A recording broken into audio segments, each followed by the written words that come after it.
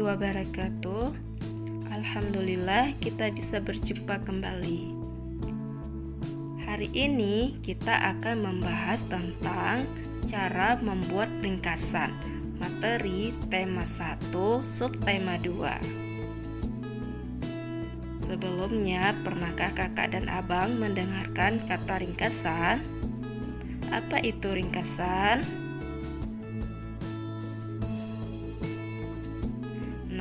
Ringkasan adalah sebuah penyajian peristiwa yang panjang ditulis atau disajikan secara singkat. Lalu, bagaimana cara kita membuat ringkasan? Supaya lebih mudah, perhatikan langkah-langkah berikut ini ya. Pertama, kita harus membaca naskah asli. Nah, bila perlu, kita harus membaca naskah ini berulang-ulang sehingga kita bisa memahaminya dengan baik. Kedua, mencatat gagasan pokok.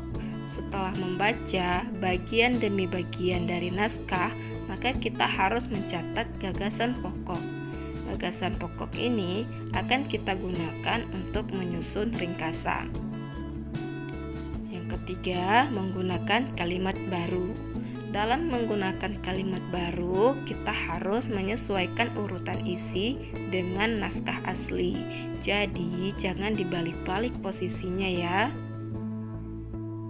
Keempat, menyusun ringkasan dalam kalimat tunggal. Supaya lebih memahaminya, mari kita perhatikan contoh berikut. Ini ada sebuah teks yang berjudul Saling Menghargai, terdiri dari 3 paragraf. Nah, ingat ya, dalam membuat ringkasan, kita harus membaca naskah aslinya terlebih dahulu. Silahkan kakak dan abang membaca naskah ini di dalam hati masing-masing ya. Langkah yang kedua, kita harus mencatat gagasan pokok. Ingat ya, gagasan pokok adanya di dalam kalimat utama, maka kita tentukan terlebih dahulu kalimat utamanya. Untuk paragraf pertama, kalimat utamanya itu terletak di awal paragraf, yaitu Indonesia merupakan negara yang memiliki aneka ragam budaya. Sedangkan untuk paragraf kedua, kalimat utamanya juga terletak di awal paragraf, yaitu sikap saling menghargai sangat penting dalam kehidupan. Karena dengan saling menghargai, hidup akan rukun, aman, dan bahagia. Bagaimana dengan paragraf ketiga? Nah, ternyata paragraf ketiga, kalimat utamanya itu terletak di akhir paragraf, yaitu keberagaman cita-cita yang dimiliki oleh setiap individu bukan menjadi ancaman, melainkan menjadi hal yang patut disyukuri.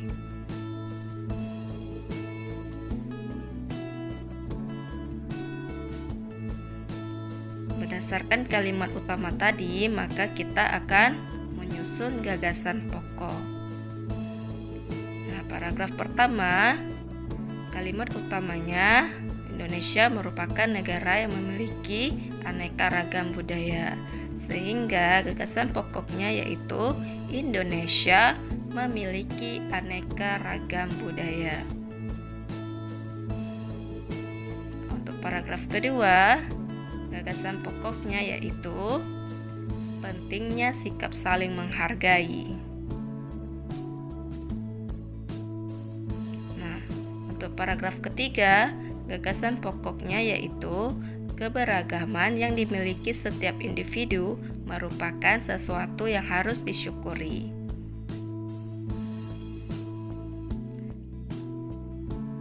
Langkah yang ketiga yaitu menggunakan kalimat baru. Nah, perhatikan kembali gagasan pokoknya.